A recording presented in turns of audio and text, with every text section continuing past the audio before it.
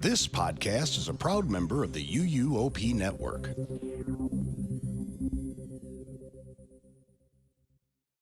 Welcome, foolish mortals, to the Haunted Mansion. On this week's episode, we're going to be talking about Six Flags Fright Fest Extreme and Dark Universe coming to Epic Universe in 2025. You're listening to episode 181 of the Theme Park Duo podcast. Prepare yourselves for an unforgettable encounter. Hi, and welcome to the Theme Park Duo podcast. Grab your park map, churro, and hop in line with us as we take you on a coast-to-coast adventure through the world of theme parks, haunts, conventions, and more. Now, here's your hosts, Nikki and Gabriel. Hello, everyone. Welcome to another episode of the Theme Park Duo podcast. I'm one of your hosts, Nikki. And I'm Gabe. And we are the Theme Park Duo. To give you guys a little bit of an insight of what just happened, we sat down to record, and our dog just decided to eat dinner. Chomp, chomp, Chomping chomp, chomp. the loudest he's ever chomped in his whole gosh darn doggy gosh dang life. Bowser. He's staring at me right now. He's giving me those looks. But we decided there's no rest for the wicked. We need to record. We have to get this episode out. You all deserve it. So if you hear chomping, it is not Gabe having a snack. He's currently staring at something on the floor that I cannot see, and it's freaking me out. It's a tiny Well, ghost. he just licked the trash can. We're good. Oh, okay. That's normal behavior. Yeah. Because he's not the brightest bulb. He's a couple. Oh my god, what is he doing? He's like tilting his head now. What are you looking at? Tiny ghost. Oh my god, we're talking about scary stuff today, but then now all of a sudden he's like looking at random ghost things in the house. I'm getting freaked out. Knock it off, dude. Anyway, we have a fun episode aside from our dog trying to eat and or look at tiny ghosts in our house. Or maybe he's trying to eat the tiny ghost. In that case, good dog. Keep doing your job. We have a fun episode lined up for everybody today. We're going to be talking about, briefly, our trip to Camp Snoopy and checking out what they have opened of the refurbishment of Camp Snoopy at Knott's Berry Farm. Talking about Fright Fest Extreme coming to Six Flags parks around the world. And then also we're going to be talking about Dark Universe, the Universal Monsters land that is coming to Epic Universe at Universal Orlando Resort in 2025. Now let's jump into our visit to Knott's. Now, we did get invited to the opening ceremony for this, but it just didn't work out with work. Yeah. It just didn't work out. So we knew that we were going to have to make a separate trip, all three of us, to go experience Ghost Town Alive, Camp Snoopy, and all those other fun things. So from my understanding, I knew that Camp Snoopy wasn't completely and utterly transformed from top to bottom yet. There are still some walls. There were walls still, a lot of things that are still being worked on. So it's like a phased reopening, kind of like what they did at Disneyland, with Galaxy's Edge. Like, you opened up a Millennium Falcon Smuggler's Run, but you didn't open up a Rise of the Resistance, and that opened up later. So in this case, I think there's a couple things that are yet to be opened for Camp Snoopy, but we did go in, get to see some of the refurb, a nice new bathroom, and changing stations, feeding rooms, which was a much needed upgrade. Oh yeah, 100%. Like, we all have experienced, well, some of you may have not, but a lot of us have experienced the bathrooms, and if you have a kid, the changing stations at the previous version of Camp Snoopy. Or even the feeding rooms if you had a kid of that age. Well, like the changing stations / feeding rooms. Yeah, it's all like it one was area. kind of like the same room. But oh man, it's nice now. It's very nice. Now. Much needed upgrade, and I'm a little jealous. Of that we don't have a child to change. Use those. Yeah. To use those changing rooms. We had the previous iteration of that, which it still was helpful, but this is like the brand new shiny version, and I'm a little jealous of it. I'll take anything, honestly. Any place to put a child down to change your diaper where it's not weird, I'll take. Yeah, you don't have to do it out in the opening. You're like your stroller. Yeah. That's the bad time. One time we were at a restaurant, and I went into the bathroom with her, and she was like maybe 6 months old, and no place, no, like, really, no koala care fold down thing, nothing. And I went and I asked, I was like, hey, is there like maybe the men's room, or is there another bathroom with the changing station? They're like, there's a little counter space next to the sink. Oh my God. That's literally what they told me. So what restaurant was this? I don't remember. It was someplace in LA. Oh, yeah. Which tracks. But just, if you're a parent out there, the struggle. To find a changing struggle. table in some place, and a clean changing table. So at that. I am very thankful for any changing station at a theme park or any place, but that's more than just that plastic flip out thing with the koala bears. I'll take the koala care plastic flip out thing. But no, aside from that, the bathrooms it's are really nice. They are air conditioned to the extreme. Completely themed on the inside. It's really, really quite nice. It's a big upgrade from what was there before. And then I knew that the first thing we had to do was the little roller coaster that opened up. I think it's called Snoopy's Tender Paw Twister Coaster. Yes. And from what I understand, the loading was fairly slow on this. And when we were there, it was fairly slow. I think Sean from BarksyCons timed it, and it's about 7 minutes to load, which is really long. Hopefully they kind of get that down in time to at least 4 to 5 minutes, because that'll make a huge difference on the wait for everybody trying to get on that coaster. Yeah. But we went straight there because I knew that was the case. I heard that was the case, so we wanted to knock this one out soon. And I feel like our kiddo was ready for it, but as we progressed through the line, the more she watched it, the more she got scared. Yes. and like, she was like, that's fast. That's scary. That's high. That's high. Yeah. Like, it was just like progressing further and further. And I was just trying to give her those pep talks, trying to give her those like, you got this, kid. You've been on worse. You're golden. Which she Don't worry. has. She has done worse, and that's the thing.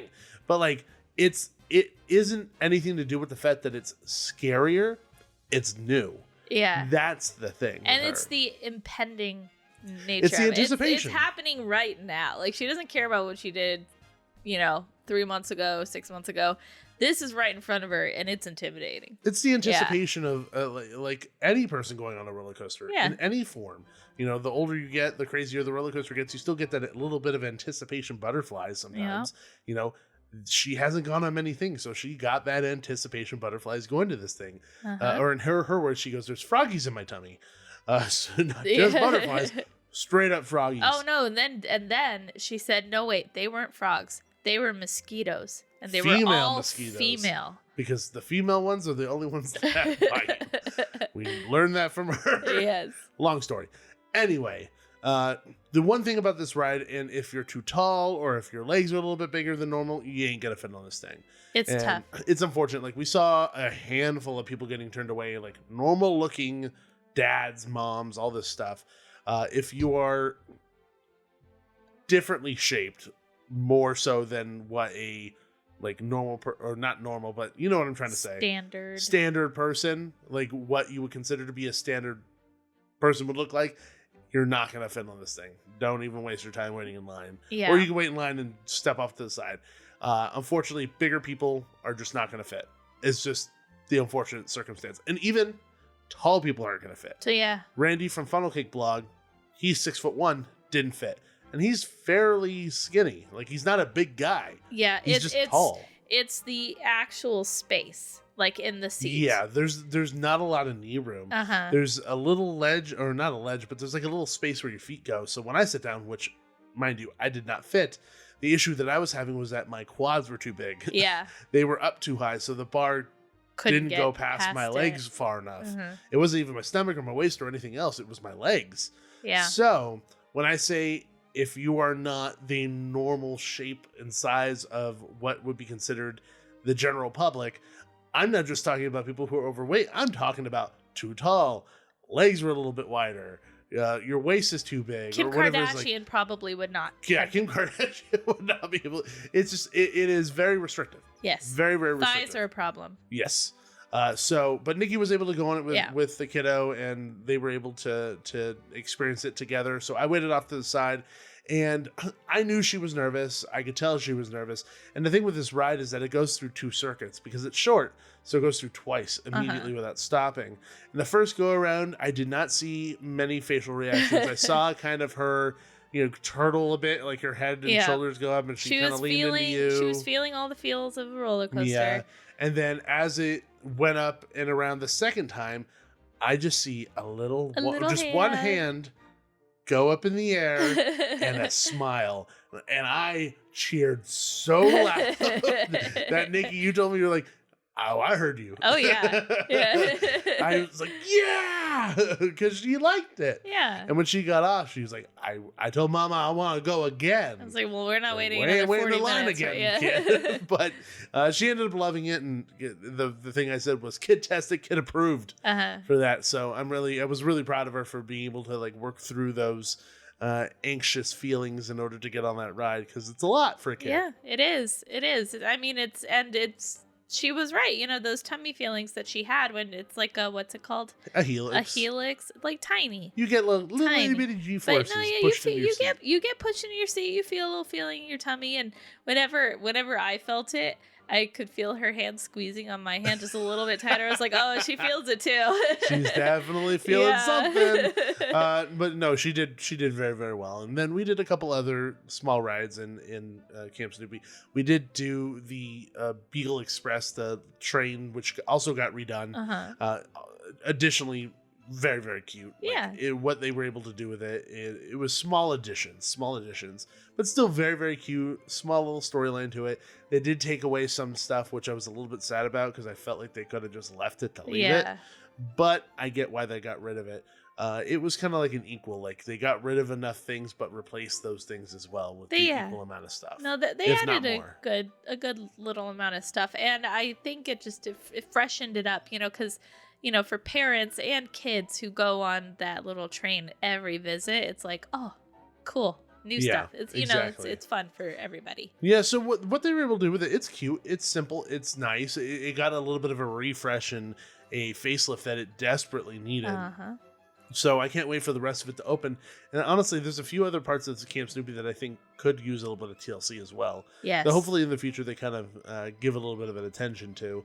Like, honestly, not gonna lie, the Red Baron plane ride that just kind of like the Dumbo style ride. I would love for them to just wreck that and then build something else. Put a different flat ride there. Something new, something fresh. Something. Honestly, something that a lot of the other parks have that I think would be great is a bigger just kid play area.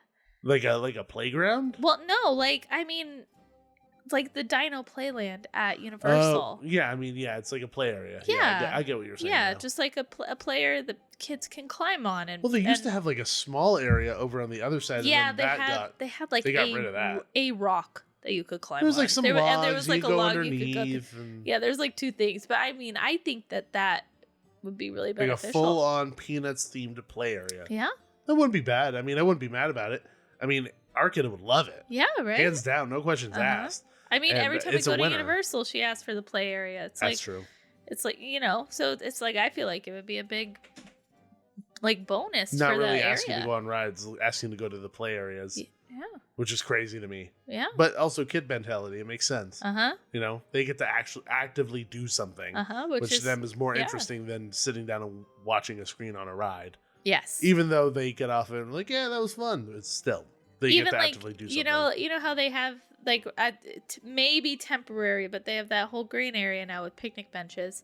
It's like a play area right in the middle of that, because kids, they get antsy. I have no idea if that play area is going to go away, because they were supposed to have a theater there. So I don't know if that theater is still coming or if it was completely canceled. I don't know what the plan is at all. But I mean, that sitting area is actually quite nice. I like the green space for now. It's a lot of tables that were needed. It's a lot of space that was needed to have in Camp Snoopy, because the only other places to sit down were inside the Grizzly Creek Lodge. Yeah. On the patios outside or inside the building. And that was really the only places in Camp Snoopy to really sit down and eat. So then now that there's some benches, I actually kind of quite enjoyed having that ability to be like, okay, well, let's have a snack for the kiddo. Yeah.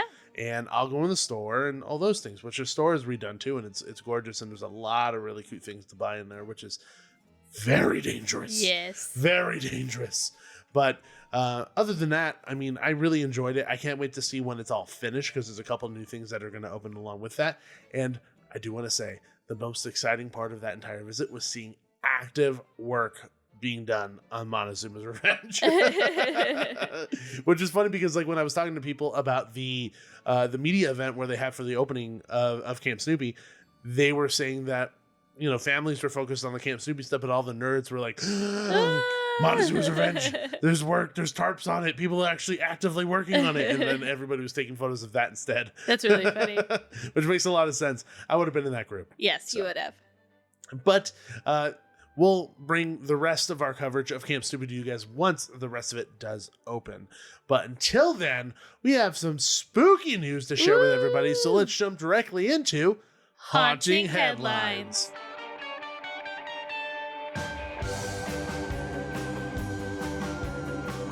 So not too long ago, Six Flags was posting videos of the famous Six Flags bus. You know, the one that Mr. Six would come out of and like dance and do the whole thing. And there was fog rolling out of it when the doors opened, and you could hear the Venga Boys song playing and faintly, really slow and kind of creepy. And everyone was just a little confused because it was, maybe they're bringing back Mr. Six. Does it have something to do with Halloween? Because they're saying in the caption something about screaming. Like, what is going on? Everyone was confused, but I think the general consensus was that they were bringing back Mr. Six. Then finally, the news dropped, and there was a video, and it was like this intense lead up, like, like something more intense than you've ever experienced. And the camera's panning on the street, and then it goes up, and it's Mr. Six, and he does the freaking dance, and he's dancing to the Venga Boys song, and hit by a bus. He's hit by the Six Flags bus, and it is revealed that Six Flags Fright Fest is now going to be Fright Fest Extreme. Ooh. And they are bringing some huge horror IP to Fright Fest. And on top of that, it's a separately ticketed event, something that we've been asking for so long. So we have all the information around Six Flags Fright Fest Extreme for everybody. Wait, are you waiting to talk about the end of the video? What are you talking about the end? Yeah, okay, you're coming back to it? Well, we'll do it now since you brought it up. Okay. At the end of the video, they pan over to Mr. Six. He's like on the floor, dead. His glasses broken on the floor off his face, and his hand moves. Twitches. Yeah. So I'm assuming we're probably going to get some type of zombie, undead Mr. Six of sorts. Yeah. What if he does the Thriller dance now? That makes sense. That'd be great. I'd love that. Yeah. No, I mean, if we get a walk around character of Mr. Six, that'd be awesome. If we don't get a walk around character of zombie Mr. Six, I will be thoroughly let down. Honestly, me too. Thoroughly let down. Also, that zombie Mr. Six better be doing the Venga Boys dance. He better be doing constantly. Never stop. He never stops doing the Venga Boys music dance thing. The actor just goes, help me. I'm chained over here. Please help me. They won't let me stop dancing. Take it away, Nikki. Okay, here we go. The world's largest... Thanks for giving me the heads up before you read it. Are you ready? Here we go. I'm going to start reading. I'm not sure I am. Brace yourself. Ready? I'm holding on to my butt. Go. Why are you giving it to yourself? Shouldn't I be saying that to you? Oh, no, I was hyping myself up. Oh, you are? Yeah. Okay, good for you. Yeah, go, Nikki. Go, Nikki. The world's largest regional theme park company and largest operator of water parks in North America, I didn't know that, unveils Fright Fest Extreme, presented by Snickers. Give me a gosh dang Snickers as I enter the park. They should. Come on. Do you remember that one year where every maze was presented by Twix, presented by M&M's, presented by Snickers? Well, actually not M&M's because that's not a Mars brand. But you get it. Everything was presented by a candy. But then we were reviewing it that year, and every maze we're like, why didn't we get a candy bar at the beginning? I'm telling you, it's great advertising if you were actually to give candy out, and plus it's Halloween, so it makes sense. People. It makes so much sense. I'm getting angrier the more I think about it. Okay, well, featuring an expansive lineup of terrifying horror franchises ahead of the brand's highly anticipated annual event. Beginning September 7th, thrill seekers and horror enthusiasts are invited to immerse themselves in the pulse-pounding excitement and terror that only Fright Fest can deliver, with Six Flags' largest investment and expansion yet. This year, Fright Fest returns with a vengeance and goes extreme. Visitors to Six Flags Great America in New Jersey and Six Flags Magic Mountain in Los Angeles. Great Adventure in New Great Jersey. Adventure. Oh, sorry. Someone would yell at you. So yeah, they would. Six Flags. What did I say? Great America. Oh, you're right. I did mess that up. Six Flags Great Adventure in New Jersey and Six Flags Magic Mountain. Sorry, Greg. Greg from Park Journey. He's gonna get mad at me. Six Flags Great America. Great. Did it again. Six Flags Great Adventure in New Jersey and Six Flags Magic Mountain in Los Angeles will step into a world where nightmarish creatures inspired by legendary horror brands come to life with Lionsgate and Twisted Pictures Saw franchise, Netflix's Stranger Things and Army of the Dead, Warner Brothers Discovery's The Conjuring, Annabelle and The Nun, and Legendary Entertainment's Trick or Treat. Guests at Six Flags Great Adventure will also be treated to a new experience from Netflix and Legendary Entertainment's Texas Chainsaw Massacre, while visitors to Six Flags Mexico will have access to a special exclusive maze based on Deceased, the best-selling comic book series from DC Comics. Details of this year's new attractions include the Saw franchise. Celebrate the 20th anniversary of Saw with an all-new experience honoring the franchise's legacy of terror by plunging guests into the depths of Jigsaw's twisted mind. Guests will endure torturous trials and come face to face with some of John Kramer's most diabolical contraptions before time runs out. The Conjuring universe. Strap in for a tour of the Warrens' most hair-raising and gruesome cases, including those that inspired The Conjuring, Annabelle, and The Nun. In each realm, encounters with cursed artifacts make you the target of The Conjuring. Stranger Things. Guests will be able to step into the popular Netflix series through this new immersive maze. Stay tuned for more details. That's spine-chilling. That sounds terrifying. That does. It does. Army of the Dead. The city of Las Vegas is under lockdown following a recent viral outbreak, and survivors must look for an escape while battling the undead. Trick or Treat. Enter a dark and twisted candy trail nightmare on a jack-o'-lantern lit path of supernatural encounters which tap into your deepest fears. With Sam, the infamous spirit of Halloween, as your guide. Learn the rules of the spooky holiday before entering a world where tricks dominate treats. Texas Chainsaw Massacre 2022. Guests are cast as visitors to Harlow on the heels of the influencer set on revitalizing the town, but their arrival leads to a stunning and deadly secret being revealed. Deceased. Based on the #1 best-selling comic series, fans enter through the Hall of Justice to find the DC universe has succumbed to Darkshield's anti-life equation. Dark Seeds. Dark Sides. Dark Sides. I said Dark Shields. Dark. I don't know. I don't remember, to be honest. Okay. Dark Sides anti-life equation. See the Justice League like never before as they fight to save the Earth or end it themselves. Will you be one of the few who survive these new scares of the DC universe? And as we mentioned before, Fright Fest has now become a separately ticketed event. Yes. So it's no longer you go into the park for Six Flags, Magic Mountain, or whatever other park you're at during the day, and it just transforms and you pay for a maze wristband afterwards, and you get all the scare zones for free. Now you have to pay a hard ticket in order to experience all of it, as it should be. And they've done away with wristbands for the general public. Now you still have to get a wristband if you're a pass holder. If you're a pass holder, you get access. I'll list them. You get access, but you have to buy a wristband to get into the mazes. That's only for pass holders. Okay. But I'll read out the details here in a second. So, Fright Fest Extreme admission options at Six Flags Magic Mountain and Six Flags Great Adventure include single-day admission. A separate event ticket will be required for Fright Fest Extreme admission with access to all haunted attractions, rides, and entertainment.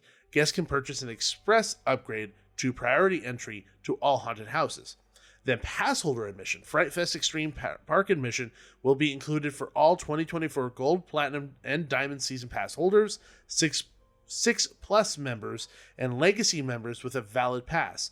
An additional fee for entry to haunted houses will still be included. Now, the price for a single admission to Fright Fest Extreme is going to be $99. Okay. And then it is going to be $149 for the admission plus express pass. Now, I was clicking around on the calendar to see if there was price fluctuation based on the days that you go. So like sometimes when you go to Scary Farm, Yeah. Thursdays are cheaper than Saturdays. Yeah. There is no fluctuation. Okay. I clicked on a bunch of dates. It seems like this is a flat rate period. So price is going to be the same for Thursday compared to a Saturday, compared to a Sunday, compared to whatever it is. Cool. So at Six Flags Magic Mountain, Los Angeles, Fright Fest Extreme will operate on select Thursdays through Sundays from September 7th to November 3rd. What? Marking the park's largest and longest Fright Fest ever with 32 nights. The expansion and investment of added horror franchises will establish Six Flags Magic Mountain as the leader in California with a record combined total of 20 haunted houses and scare zones. The park will be open from daytime operations on select calendar days from 10:30 a.m. to 5 p.m. for Kids Boo Fest and Oktoberfest, with Fright Fest Extreme running from 7 p.m. to 12 a.m. on Thursdays and Sundays, and 7 p.m. to 1 a.m. on Fridays and Saturdays. So I have a that is the information there. I have a question. Shoot. We listed off all of the IPs and like all of the houses but that's not all for Six Flags Magic Mountain. No. So do we know specifically what Six Flags Magic Mountain is getting? They are not getting Deceased, and they're not getting Texas Chainsaw Massacre. Okay. To my knowledge, everything else they're getting. Okay, Because we already cool. have Saw, and we already have The Conjuring. Yes. So it would just be adding Trick or Stranger Treat. Things, Army of the Dead, and Trick or Treat. Okay. So. Okay, that's fine. That would make sense. And the biggest question I personally have is like, okay, that's an additional, 1, 2, 3 other mazes. Are they going to make additional locations for mazes? Or are they going to be getting rid of original mazes in replacement for the IP mazes? Probably that one. I would agree. Also, simply based on the fact that we are probably never going to get a, what is it? I almost called it Dead Rising. What's the one that's like the zombie one? It's in the the one that was Aftermath. in the ruins. Aftermath 2 Chaos Rising. Yeah, is what it is, 'cause we're never going to get a Aftermath 3. Yeah. Dang it. But to me, that is like the perfect location to have Army of the Dead. Simply. Yes. Simply because it was a zombie thing before. They could probably repurpose a lot of things. And it looks post-apocalyptic anyway. Exactly. So, I mean, it just matters on whether or not they're going to spend the money to make everything look like Vegas. That's the question. Yeah. No, they could add a few things. They could definitely add a few things. I mean, honestly, signs on cars and signs in other places. Yeah. I mean, a lot of the larger structures in that backlot area of the park look nothing like Vegas, though. But they are just because it used to be part of the Batman stunt show. Yeah. So it's just kind of general things. You know, there's like a police department. Well, I sign mean, and isn't stuff, Vegas but just a bunch of general things? That's not what I meant. But am I a little bit right? No, because Vegas is iconic locations visually that you would recognize as something from Vegas. Yeah. You know, like the Stratosphere or a taxi roller coaster car or something, you know, or the pyramid for Luxor or things like that. Those are iconic things that you would associate with Vegas that I'm talking about bringing into the maze in order to establish it as a location rather than just the general towers and post-apocalyptic nature of it. It feels more Mad Max than it does Army of the Dead, if that makes sense. So that's kind of what my thought is there. If I'm going to make guesses on where these things are going, I am definitely going to say that Army of the Dead is going to go where Chaos Rising is. I think Trick or Treat is probably going to take over Vault 666. That's another guess. And then what was the third one? The third one was Stranger Things. I have no idea where that's going to go. There is an extra location, remember, because they used to have Toys in 3D. Yes. Right next door to. Do you think Willoughby's? Oh no! I know, but it's a house. Ah, you're right. It's a house. Well, the only other, so the two things that are houses are Willoughby's and the one for Screen Break, the one that's there. Oh, the house party. Yeah, the house party one. Yeah. But like, take away the house party and make it Stranger Things. They could definitely do that. They could probably do that. Yeah. So, I mean, this is all guesses here. There hasn't been an official announcement on like what locations they're going in, or what mazes are getting replaced, or what's going on. If we're getting scare zones that are still originally themed and we're getting the traditional Fright Fest scare zones, or are we going to get scare zones attached to these IPs as well? We do not know yet. Yeah. So there's a lot of information still left on the table that I'm very curious about. Trick or Treat, did they say it was going to be a haunted house? Yes. I mean, that's this year's new attractions include. Attractions. Well, because the only reason I say that was because when I read the thing, it said enter a dark and twisted candy trail nightmare of a jack-o'-lantern lit path, which makes me think it could be a scare zone. You know what? You are not wrong. That's actually I'm smart. good. Nikki, super smart. Good job, Nikki. Yeah. Dun, dun. But that makes me also scared Scared that of nightmares? Yes. Nightmares might be going. But there's also still the other path on the other side leading down to West Coast Racers and stuff. There is. So there are areas, and if they're saying they're investing as much money as they say they are doing, hopefully they won't be getting rid of iconic scare zones and will be adding to the iconic scare zones. Yeah. There's also the pathway leading up to X2, right by Revolution. Yes. So that entire area could also be. Yeah. I mean, there's definitely a lot of real estate for them to use without, taking over another spot that's already established and that people really love. Yeah. So fingers crossed they don't do that. I'm just really, really hoping that there is attention brought to what you just said. Just the fact that there are fan favorite scare zones and mazes that people probably wouldn't be super happy about losing, like Nightmares or City Under Siege, which I don't think City Under Siege would ever leave. No, I that's really pretty good. sincerely never see that ever leaving unless it just gets adjusted or changed in some manner. Yeah. But these are fan favorite things that I don't think anyone wants to see leave. So hopefully there was some thought and care placed into that prior to knock it all down. Let's build IP stuff. City, baby. IP City, baby. So good. Money, money, money, money, money, money, money. I don't know why they became Mr. Krabs. But no, I'm very excited to see the next iteration of what Fright Fest is and what it can be. Because that's the thing that we've always talked about every single year is plussing and changing and stepping up what the Fright Fest product is. This is an exciting step. It is a very exciting step, but it's also a very scary step because it is uncharted territory. Why I smiled? Yeah, probably the same reason why I smiled as well. We watched too much of the new Little Mermaid movie where Eric's song, "The Wild Uncharted Waters." That's what Fright Fest is right now. That's what every Fright Fest higher up is singing right now. Exactly. As they stroll through the park. What I will say though is, what I'm warning people at, because I think people immediately jump to, oh my God, IPs, oh my God, it's going to be the most amazing thing in the world. Oh my God, it's going to be amazing. And I'm not saying it's not gonna be. I'm just saying that this year is going to be a massive trial run to test certain things out. So roll with the punches, know that it might not be perfect this year, but know that the investment is going to circle back into next year's event too. Yeah, it's a step in the right direction. It is a major step in the right direction. Now, question, how do you feel about the price?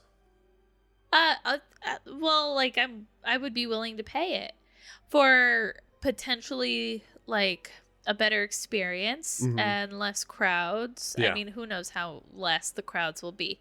But, for the hope of an overall plussed experience, I am definitely okay with paying $99 and a premium price. No, and I mean, if I go and if I only go once, I want front of the line, so I would definitely pay $150 for it. Yeah, to make sure that you're able to experience all of the haunted houses. For me, I think I'm okay with the price. It's hard because you're looking at a price compared to something that you know nothing about. Yes. You know what I mean? Yeah. That's the most difficult part of this entire thing. I think, like I mentioned before, it's going to be a huge trial run. So I wouldn't be shocked if a lot of people sit this one out just to see how it goes. Just to see what the product is going to be like, to feel like maybe, that may or may not be up my alley. You know, or even wait till the videos and flow throughs come out from opening night or opening weekend or the first 2 weekends or whatever it is. The one thing I do know that I can feel confident in saying is that the scare zones are going to be off the chain. They always are. Yes. The talent is always fantastic. The makeup is always fantastic. We always give so much praise to Fright Fest's makeup and scare zones. I think their haunted houses sometimes can be hit or miss, and I think that's a fair thing to say. Yep. But their scare zones are never misses, in my opinion. They are always so much fun. Even from our least favorite to the most most favorite, I think that they're good. Yeah, They start agree. off at good and go up to phenomenal, perfect, don't touch it. Yep. And, you know, for me, that's like on that top echelon of scare zones is like Nightmares and City Under Siege. Those two things are on that top echelon for me. You know, I would even throw those two in my top 5 scare zones of SoCal, period. Yeah. So, And that's my one thing. It's like everything that we praise Six Flags for, Fright Fest for, is the original stuff. It's the True. stuff where they have fun.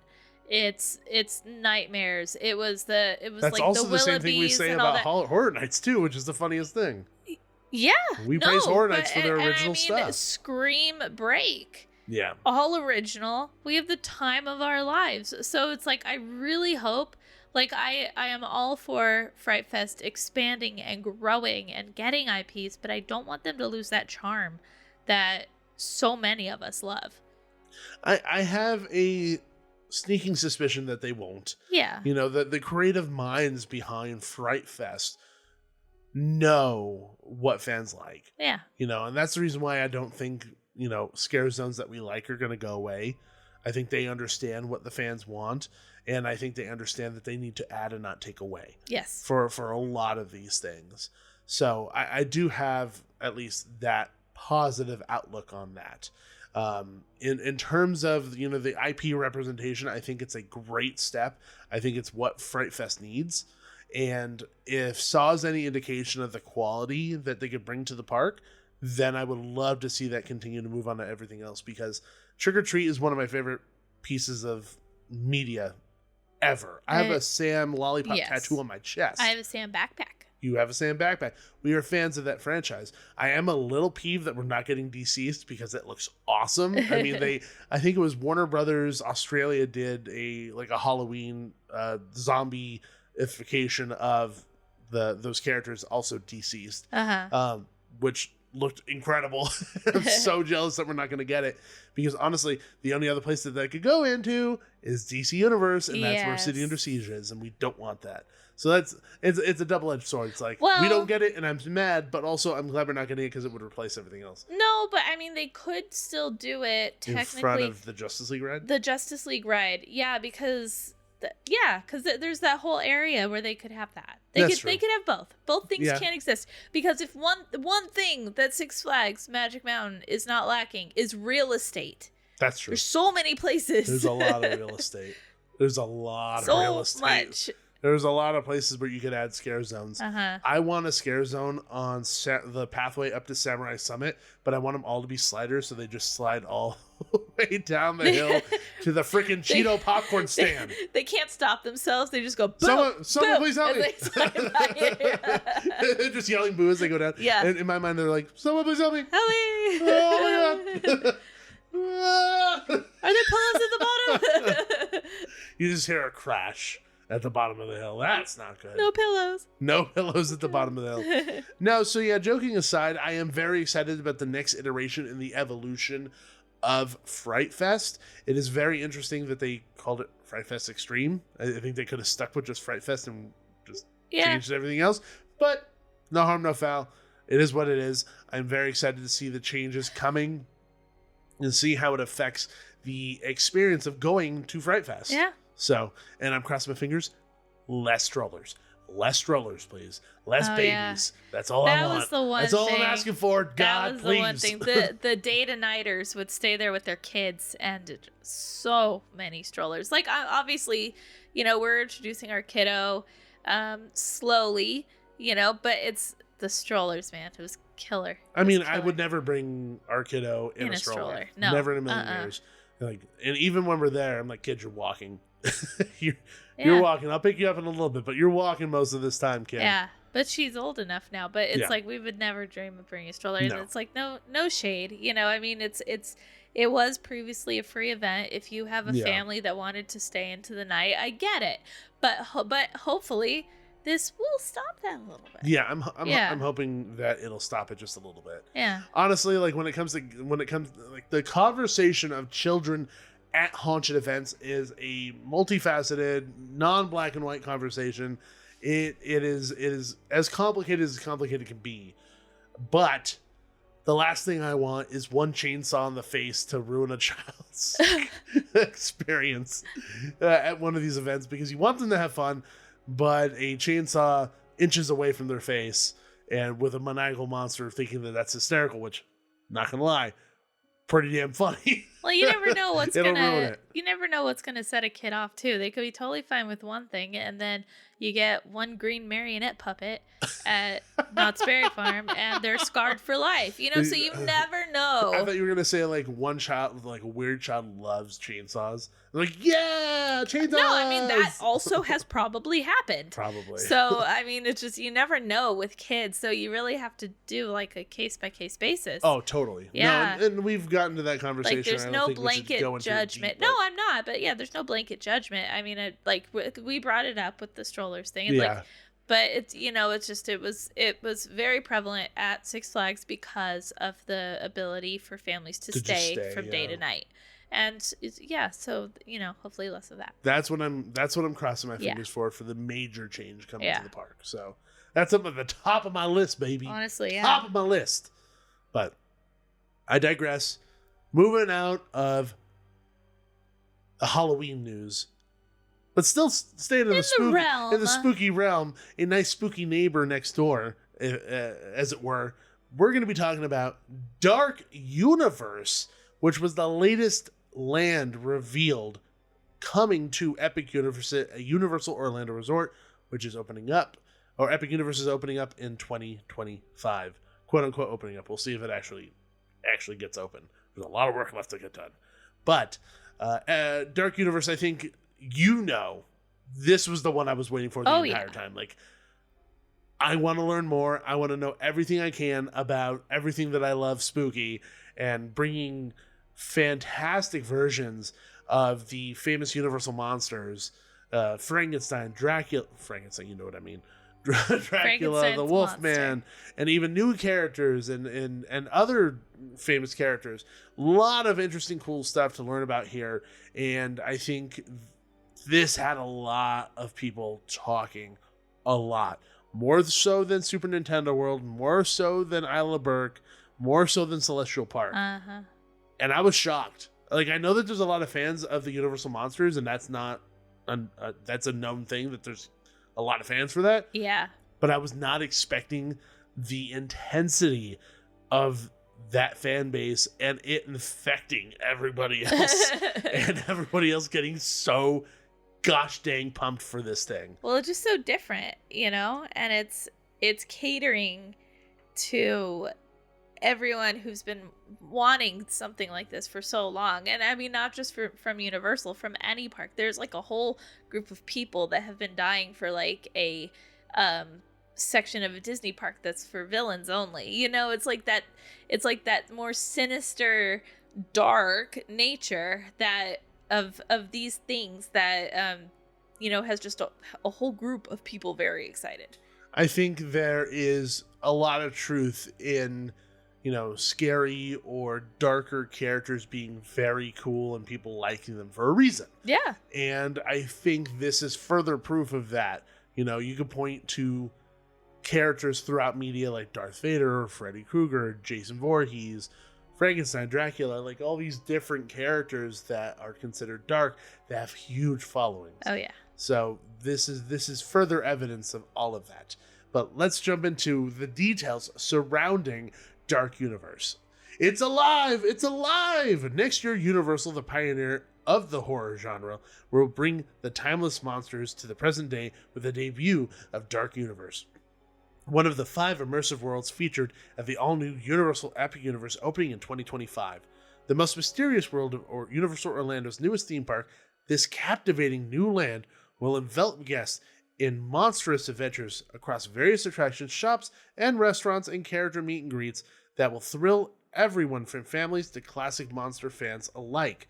Created by award-winning Universal creative team in partnership with Universal Pictures, Dark Universe blends the iconic stories of unearthly legends like Dracula, the Wolfman, Frankenstein's monster. Thank you for getting it right, Universal. The Bride of Frankenstein, and more, with a new generation of monsters and characters, including Dr. Victoria Frankenstein, the great-great-granddaughter of the infamous Henry Frankenstein, who has continued his misguided experiments. As guests venture through Darkmoor, which is the name of the town, the ravaged village within Dark Universe, they'll encounter the characters and subjects of those experiments within a first-of-its-kind theme park environment that offers family-friendly fun while also pushing the boundaries of intensity in a way that only Universal could achieve. Welcome to Darkmoor. The journey to Dark Universe begins the moment guests enter its electrifying portal, which harnesses the dark energy of Darkmoor. As guests step foot inside, the same energy will pulsate throughout the entire village and connect at the top of Frankenstein Manor, the towering focal point of Dark Universe. Nestled within the blackened stone walls of the town, guests will embark on unique adventures where they can get made up to look like their favorite monsters, spin throughout the woods and aboard a thrilling family coaster, enjoy unique dining establishments, enter Frankenstein Manor to brave the Universal Orlando's most chilling ride ever, and more. Here's more information about the thrilling and unsettling attractions and entertainment experiences that await visitors at Dark Universe. And this is the one that everyone is pumped for right here. Monsters Unchained, the Frankenstein Experiment. Universal Orlando's most terrifying attraction yet, this state-of-the-art dark ride takes guests deep into the catacombs of Frankenstein's Manor, where Dr. Victoria Frankenstein conducts her twisted experiments. In a vain display of her genius, she invites guests into her laboratory to witness a demonstration of her ability to control monsters. But her plan goes awry when her attempt to control the most dangerous of monsters, Dracula, fails, unleashing a horde of enraged monsters. Guests are then thrust into an intense ride through the darkness, and they try to evade the grasp of the Wolfman, the Mummy, the Creature from the Black Lagoon, the Brides of Dracula, and others. Ooh. Next is the Curse of the Werewolf. Deep in the woods that sit on the edge of Darkmoor, guests will find the Curse of the Werewolf, a spinning family coaster inspired by the Wolfman. Guests will enter the encampment of the Guild of Mystics, where they'll be greeted by Maleva? There's no question mark there. Maleva. No, I was trying to see how to pronounce Maleva? it. Maleva? Samantha? Maleva. I don't know. The Guild's all-knowing seer and leader, who warns... Samantha? Sorry. That was so late. That was so late. Samantha? It was festering. Okay. Who warns... Okay, Maleva warns them all that the... This is your fault. This is your fault. Maleva? You're the one Okay. She warns them all... This is what happens. Warns them that they bear the mark of the werewolf. Guests then board... Oh no. Okay. Got the giggles. We got this. I believe in us. I believe in us. Okay. Want to know what happens next? Guests then board a wagon. Was that in there? Because No. then why would you say that? I was trying to get back on track. Oh, you want to know what happens next? What are you, the Bravo channel? Go. Keep reading. Okay. Guests will board a wagon and venture into the forest, racing to escape the werewolves before they come one themselves. So, before we got to this, did I say Dracula weird? Is that why you looked at me? Did I say like Dracula? I think I did. I don't remember. I think I did. Either which way. Moving on. Darkmoor Monster Makeup Experience. Guests of all ages can become fashionably monstrous as they don elaborate face paint and temporary tattoos at Darkmoor's Monster Makeup Experience. Here, monster makers have converted Dr. Pretoria's infamous old lab into a parlor to continue the spirit of his demented experiments, and skilled artisans use their talents to transform guests' outer appearances so they can showcase their fandom for the Universal monsters. So it's essentially a much, much, much, much, much, much cooler version of Bibbidi Bobbidi Boutique. Yeah. Bibbidi Bobbidi Doo, bitch. I'll take this over anything. Oh, yeah. Yeah. Our kiddo would love it. Oh, she's going to love this. Okay. Next, meet the monsters. There's always someone or something looming in the shadows of Dark Universe, including monsters who are eager to meet and greet everyone from kids to adults, including Dr. Victoria Frankenstein's monster and the alluring Bride of Frankenstein.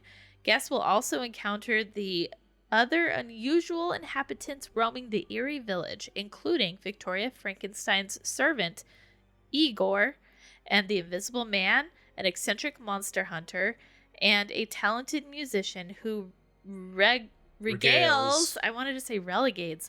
That's too long. Regales guests with songs and tales of the classic Universal monster stories. You want to know the scariest There's a bard. part? You want to know what the scariest part of all of that is? You never know when you're going to meet the Invisible Man. You may have already met him and you wouldn't know. He's Kevin. That is the smartest marketing thing in the world. It's like, you can meet the Invisible Man if you can find him. You just did. You just did. In the movie If, they kept on tripping over Kevin. Oh, yeah. It's just Kevin. It's like that. Yeah, yeah, exactly. The Invisible What's Man. What's his name, Kevin? I think so. I don't remember. But there was like an invisible If in that movie. Yes. But yeah, no. That sounds super duper fun. Guests can also sink their teeth into delicious fare and shop all new merchandise and apparel during their visit to Dark Universe at highly themed dining and retail locations. Das Steakhouse. That's how I want to say it. Forever. It's Das Steakhouse is what I think it's pronounced as, but I want to say it as Das Steakhouse because I feel like that's the only way to say it. You sound like properly. The 3 little pigs from Shrek. You're not.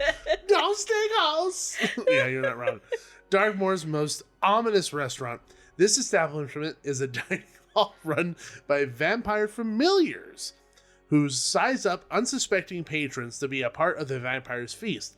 Surrounded by artwork and artifacts detailing the history of the village's creatures of the night, guests can enjoy a menu of kebabs, burgers, sandwiches, and more. The Burning Blade Tavern, this is the one that I like. Despite the blades of the windmill still smoldering and flaming periodically, Darkmoor's monster hunters have transformed this old fiery mill into their favorite hangout. While enjoying a menu of burgers, wings, bratwurst, pretzels, and specialty beverages, guests will hear stories of the infamous hounds, boastful hunters from beyond Darkmoor, all while surrounded by an impressive display of monster heads they consider their, quote, trophies. DeLacy's Cottage, near Frankenstein's Manor since DeLacy's Cottage food stand, where the original Frankenstein's monsters once received sustenance and friendship. Here, guests can find a variety of snacks and cool treats like cinnamon bread, ice cream, twisted taters, and more. Cinnamon bread is finally making its way over here, thank God. And then guests can take home a piece of immortal world of Dark Universe with commemorative merchandise and mementos from retail locations like Pretorius Scientific Oddities. Did you revoke my my reading because of my giggle fit? No, I didn't. Because you bulldozed through all those. You didn't even pass it to me. They were just super short. I just went through them all. Okay, I'm a little offended. I feel like you don't trust me anymore. And didn't let me read it anymore. Maybe. I don't know. We'll have to find out afterwards. I want a pretzel. Because you were your reading was taken away, or you just want a pretzel all the time? Well, no, because you said there were pretzels in the Burning Blade Tavern, and now I want one. You know, you could probably get pretzels at Das Steakhouse. No, well, no, it's not listed there. It's not listed there. Not listed there. I'm just trying to find false information. I'm trying to find reasons to say Das Steakhouse as often as I can. You should say it once in every episode for the rest of the season. I think I've said it enough for the rest of the season already in this episode. Twitter poll: should Gabe say Das Steakhouse every episode for the rest of the season? And he has to fit it in, though. It can't just be random.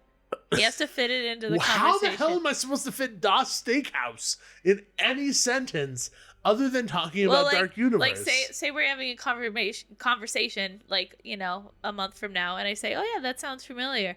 And you go, you know what else is familiar? The vampire familiars at Das Steakhouse. So yes, you can fit it in if you really try. Think about it. Yes. That's a lot of work. Challenge. You know why all this came about? Why? Because you didn't let me read anything. Sorry. Just kidding. You want to read it now? I'm not kidding. The people could probably hear it again. It's great. No, I'm good. It's good information. Anyway, let's start at Monsters Unchained, the Frankenstein Experiment. Now, if you guys go and watch the video that they released talking about Dark Universe, there is footage, not actual footage of the ride, but like there is concept art, there's and a bunch of other stuff. How dare you hit the table? You said you were going to move your arm. Nikki had to be in the episode later, arm down. She goes, I'm never going to move my arm the entire episode. Well, we finished reading. And that's what I said. I said, are you going to keep it there? And you're like, yeah, I'm going to keep it there. Yeah, the whole time we're reading from our phones. Lame. Any which way. There's a lot of things in there that you can look out for. One of those things is an animatronic that's going in this attraction. And it's kind of backlit. It's backlit. Yes, it's backlit and it's fuzzied out. And the fact that they're actually putting in physical animatronics of some of these creatures is absolutely insane.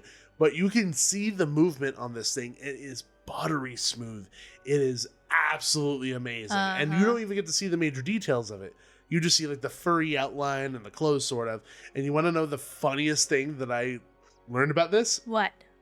Is because it's backlit and because all of the front of it is so dark, everyone's like, I'm going to turn up the brightness and see its face, because that's what you do. So people turn up the brightness to see its face, and guess what they saw? No face. A big ass black square just sitting in front of its face. So Universal They knew. And put a giant black matte square in front of its face. So when people tried to brighten it, they couldn't see its face. Good job, Universal. Super smart. That's forward thinking right there. But additionally, in that same video, if you look very closely, you could see the ride vehicles for this attraction. And it looks like Harry Potter and the Forbidden Journey. It looks exactly like those seats. Not in the sense of like, it's a flying bench, but similar ride restraints, similar formation, like 4 seats in a row, but they are like spiked almost tombstones, if you will. And it's an over-the-head restraint with feet dangling. So there's like a little model of it to the left of one of the people talking about the attraction. It's like on his little table next to like a TV or something. And if you go online, you can find the schematics and the blueprints for this, so you can compare the two. I think Alicia Stella, who's on Twitter, or X rather, posted the comparison. So you can look at one of her tweets. Okay. Or X's. Do you call them X's? You call them tweets. I'm just going to call them tweets. And you call it Twitter. Okay. Yeah. Okay. Nobody calls it. I mean, people do call it X, but yeah. But people usually call it X, formerly Twitter. That's true. But yeah, so those are the two major things that you should definitely look out for. But also just that video gives so much cool information regarding Dark Universe that you should really go watch it. It is fascinating. The one thing that I like that they brought up in this video is the fact that they said that they wanted to create a scary attraction. Yeah. They wanted it to be scary. They wanted to create something, and this is what they said. They said they wanted to create something where people could brag that they went on Universal's scariest ride. And this is like the perfect opportunity to bring back those like, I survived the blah blah blah ride t-shirts. I like those I t-shirts. want that. I like those t-shirts when they're ironic. Like, I survived Small World? Yeah. Nah.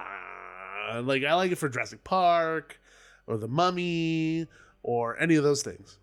Like any ride with a big drop. I like that kind of stuff. So I feel like it's a perfect opportunity to bring something like that back. I like the ironic. Which they never will. They'll never bring it back. It's 290s, early 2000s for them.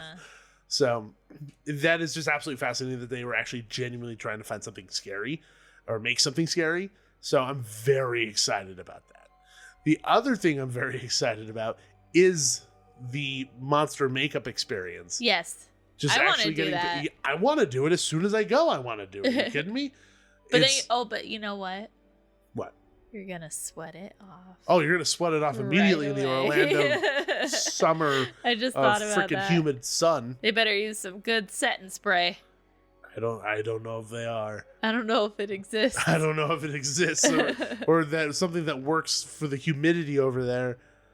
You're gonna end up melting away. Maybe it's just a bunch of temporary face tattoos.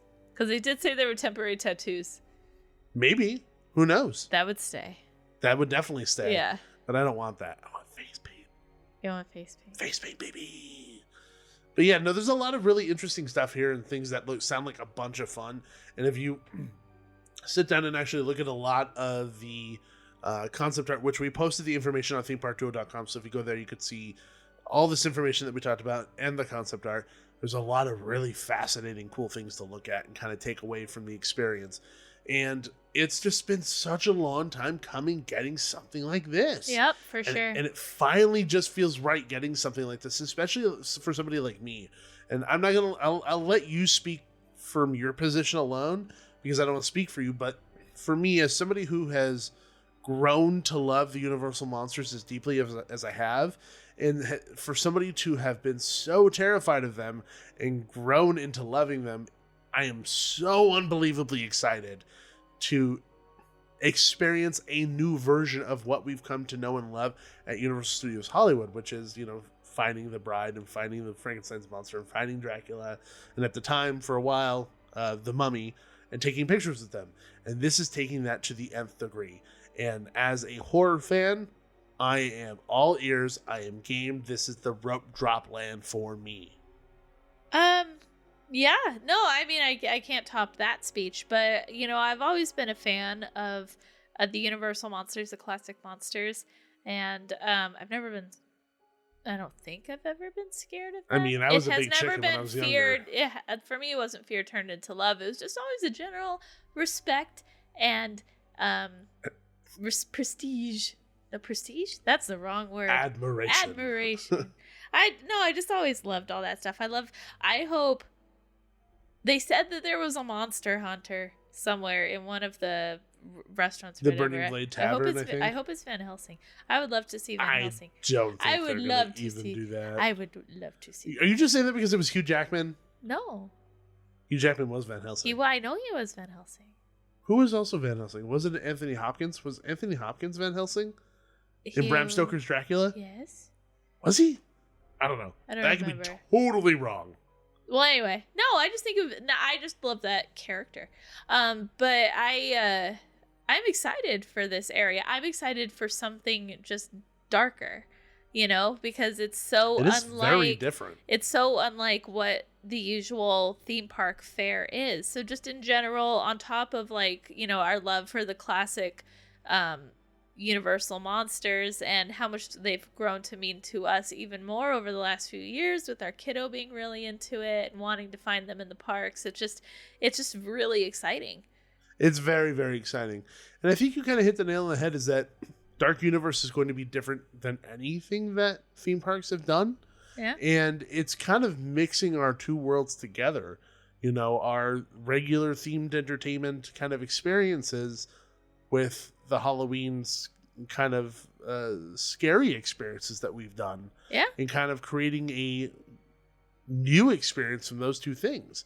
And I think there's a world where that can be done really, really well. And I think there's a world where that can be done in a way that I don't think it's neutering the fear factor of it too much. But based on everything that's been said, I don't think that that's going to be the case. I also...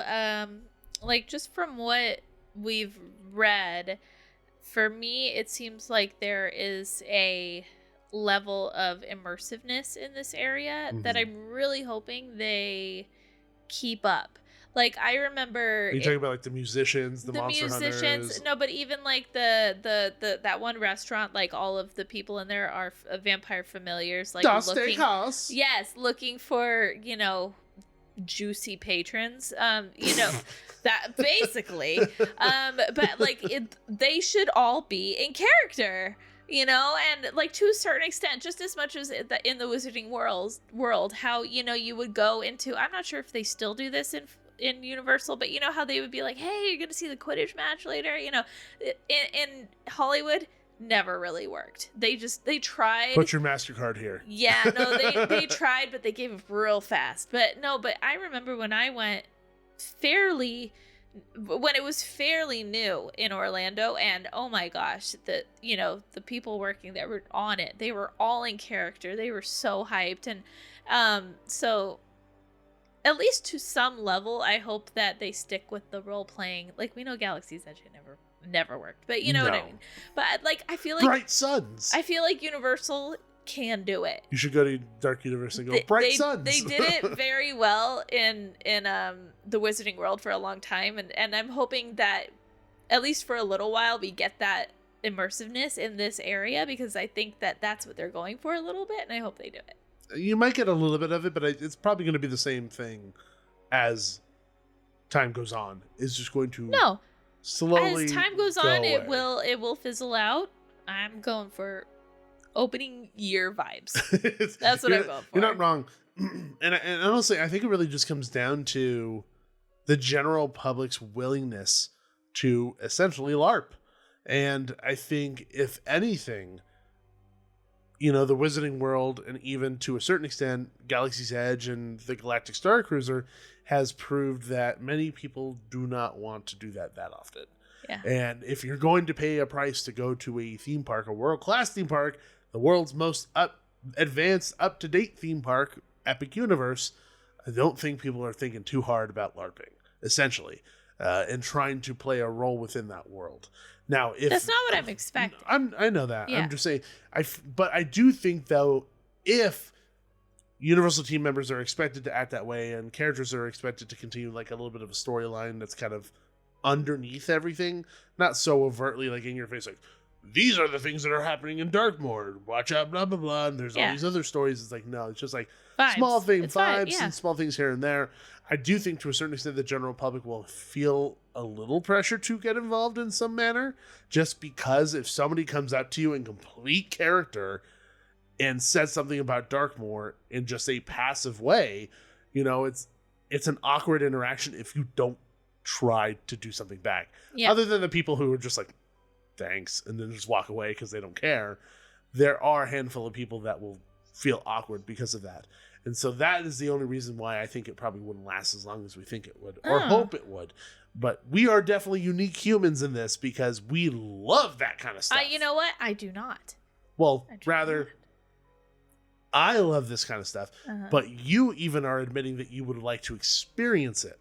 I would. You're still an outlier there in that regard. Yes. No, I mean, like I said, I loved it in the Wizarding World, and I feel like that's what they're going for based off of what we read, and I would love to see it. Like, it doesn't have to be super interactive. It doesn't have to be Ghost Town Alive.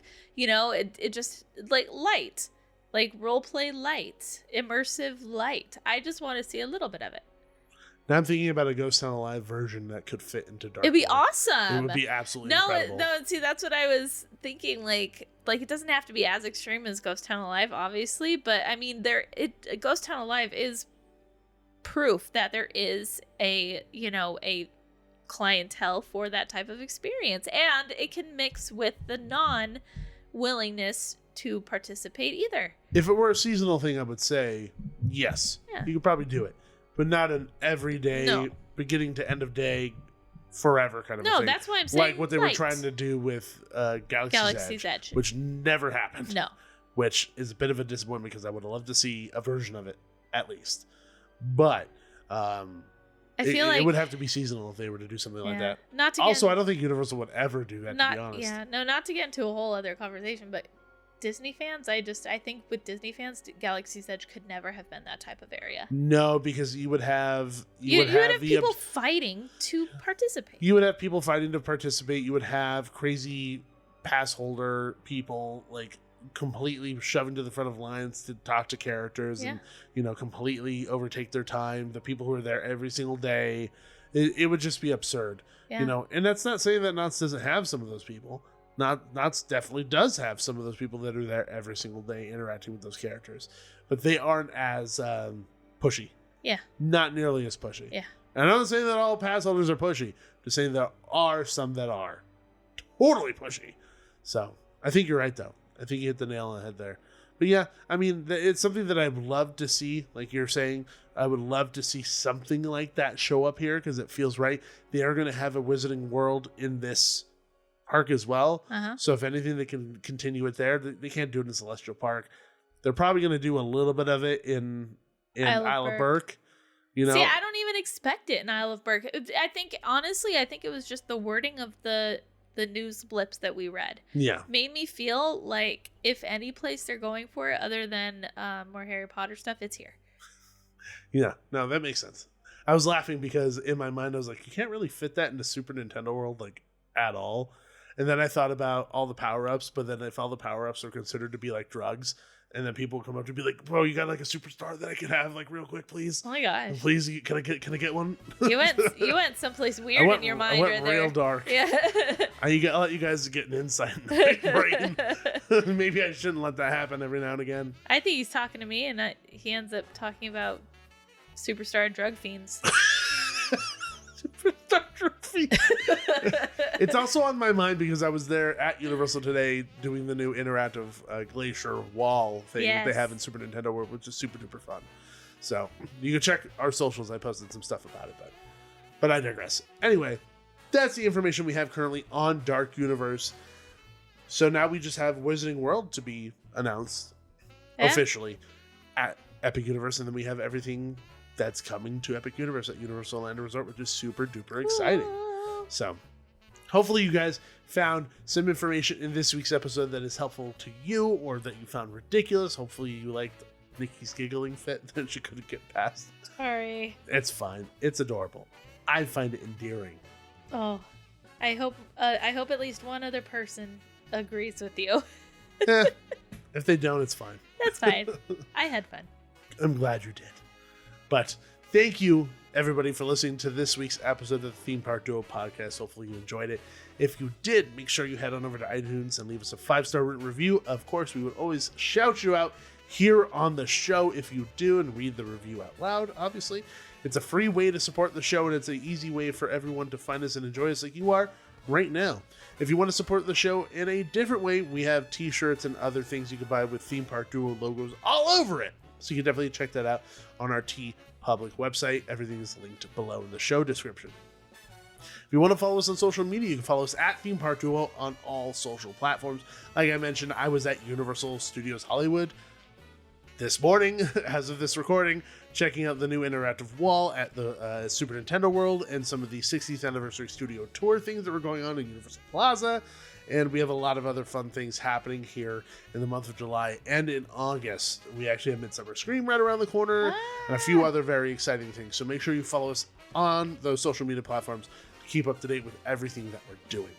If you have any questions, comments, concerns, things you want to hear about, things you don't want to hear about, you can always email us at themeparkduo@gmail.com. Thank you once again, everybody, for listening to this week's episode. And always remember, there's always a great, big, beautiful tomorrow. See ya! Thanks for riding with the Theme Park Duo. Make sure to gather all your belongings before the end of the podcast. Bye-bye.